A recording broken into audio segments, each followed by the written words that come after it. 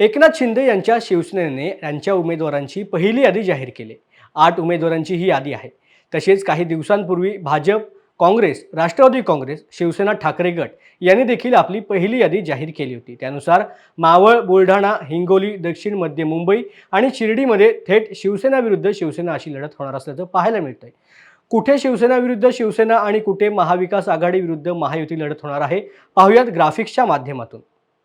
मावळमध्ये उद्धव ठाकरे यांच्याकडून संजोग वाघेरे पाटील यांना उमेदवारी देण्यात आली आहे, तर शिंदेंनी त्यांच्या विरोधात विद्यमान खासदार श्रीरंग बारणे यांना उमेदवारी दिली आहे। यानंतर बुलढाण्यात सुद्धा ठाकरे विरुद्ध शिंदे थेट लढत होणार आहे। तिथे उद्धव ठाकरेंनी नरेंद्र खेडेकर यांना उमेदवारी दिली आहे, तर त्यांच्या विरोधात शिंदेंनी विद्यमान खासदार प्रतापराव जाधव यांना पुन्हा उमेदवारी दिली आहे।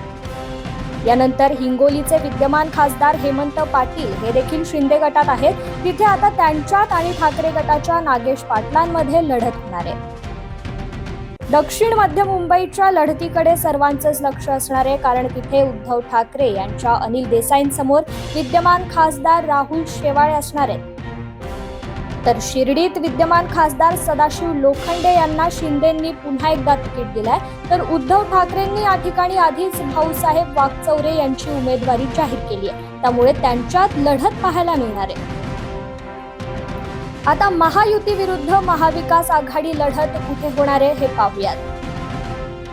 कोल्हापुरातून काँग्रेसचे उमेदवार शाहू छत्रपती यांना उमेदवारी दिली गेली आहे, तर शिवसेना शिंदे गटाकडून विद्यमान खासदार संजय मंडलिक हे टक्कर देतील।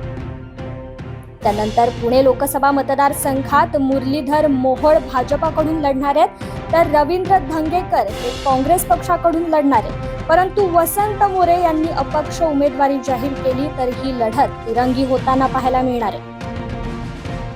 यानंतर चंद्रपूर लोकसभा मतदारसंघात भाजपकडून सुधीर मुनगंटीवार यांना उमेदवारी दिली गेली आहे, तर त्यांच्या विरुद्ध प्रतिभा धानोरकर काँग्रेस पक्षाकडून ही उमेदवारी जाहीर झाली आहे। तसेच शिरूर लोकसभा मतदारसंघात अमोल कोल्हे राष्ट्रवादी शरदचंद्र पवार गट विरुद्ध आढळराव पाटील राष्ट्रवादी अजितदादा पवार गट यांच्यात लढत होणार आहे। त्यानंतर रायगड लोकसभा मतदारसंघात राष्ट्रवादी अजितदादा पवार गटाचे सुनील तटकरे विरुद्ध शिवसेना ठाकरे गटाचे अनंत गीते अशी टक्कर होणार आहे। तसेच नागपूर लोकसभा मतदारसंघात भाजपचे नितीन गडकरी विरुद्ध काँग्रेसचे विकास ठाकरे अशी लढत होणार आहे। यानंतर ईशान्य मुंबई लोकसभा मतदारसंघात भाजपकडून मिहिर कोटेचा यांना उमेदवारी दिली गेली आहे, तर त्याविरुद्ध शिवसेना ठाकरे गटाकडून संजय दिना पाटील यांना उमेदवारी दिली गेली आहे। सांगली लोकसभा मतदारसंघात भाजपचे संजय पाटील विरुद्ध शिवसेना ठाकरे गटाचे चंद्रहार पाटील अशी लढत बघायला मिळणार आहे। त्यानंतर भंडारा गोंदिया लोकसभा मतदारसंघात भाजपचे सुनील मेंढे व त्यांच्या विरुद्ध काँग्रेसचे डॉक्टर प्रशांत पडोळे अशी लढत पाहायला मिळते। यानंतर नांदेड लोकसभा मतदारसंघातून भाजपचे प्रतापराव पाटील यांना उमेदवारी दिली गेली आहे, तर त्यांच्या विरुद्ध काँग्रेसमधून वसंतराव चव्हाण यांना उमेदवारी दिली गेली आहे।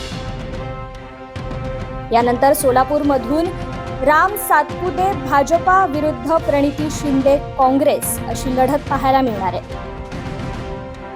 व गडचिरोली चिमूर लोकसभा मतदारसंघात भाजपचे अशोक नेते विरुद्ध काँग्रेसमधून डॉक्टर नामदेव किरसान अशी लढत पाहायला मिळणार आहे।